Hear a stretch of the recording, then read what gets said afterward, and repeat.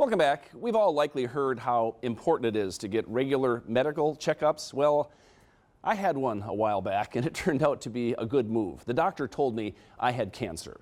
I've been reluctant to talk about it publicly. It's kind of weird, but we discussed it here at the station and we thought if even one person can be helped by my sharing my journey, we should talk about it. 3 little words. You have cancer. When I heard those words, I feared the worst. My mind immediately went to my wife and my kids.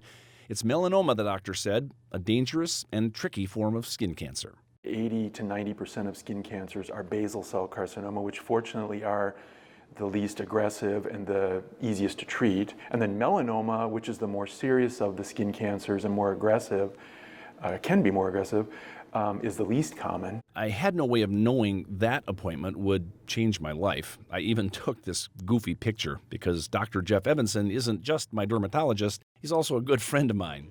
But bad news, even from a friend, is still bad news. Melanoma really is a much feared skin cancer, really, because it can be so unpredictable, honestly. It can be very aggressive. That's why we're concerned. After the initial shock wore off, I jumped into research mode to learn all I could. Well, with melanoma in particular, the worst case scenario is that it spreads away from the original site. So that's why it's so critical to catch melanoma early and get rid of it immediately and early. Because if you leave it, that one has a chance, melanoma in particular has a chance to break away from that original site and spread to lymph nodes, lung, brain. To determine with certainty whether a mole is cancerous, Dr. Evanson says it needs to be surgically removed. Remove it from the skin, send it to the laboratory and have them evaluated under the microscope, actually look at the cells.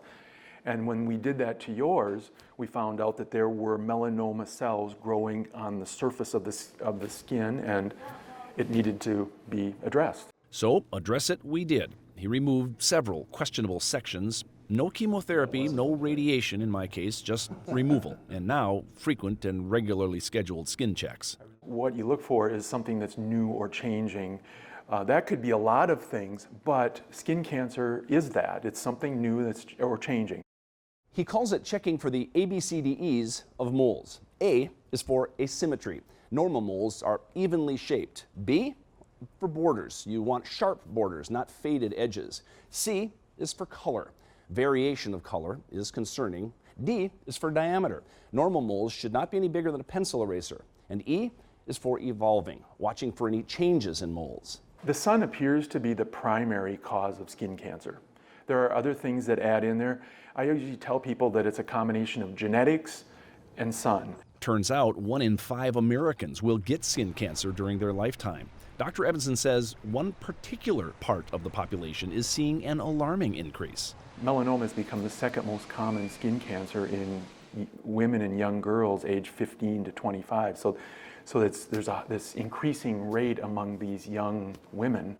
And here was another big surprise for me. You might think the warm, sunny southern states would have the highest rates of skin cancer. Not true. In fact, Minnesota and these other northern states actually have the highest rates in the nation.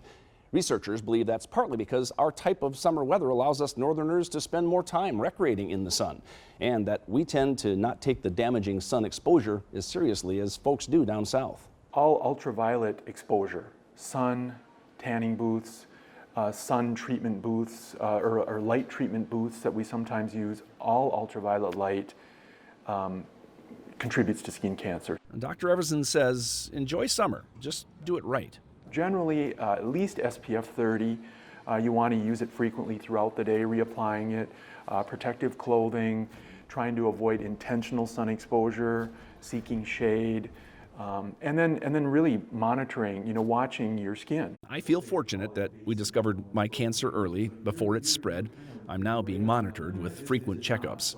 Yours was very early, which, 99, 90, 98, 99%, prognosis for good outcome and good, so. I'm not going to die today. At least not from melanoma. I'm not in control of that. Yeah, so fingers crossed. So now I no longer have to say I have cancer. I can now say I had cancer. And I will be taking the ABCDE warning signs very seriously, as should we all, and enjoy every day as best we can along the way.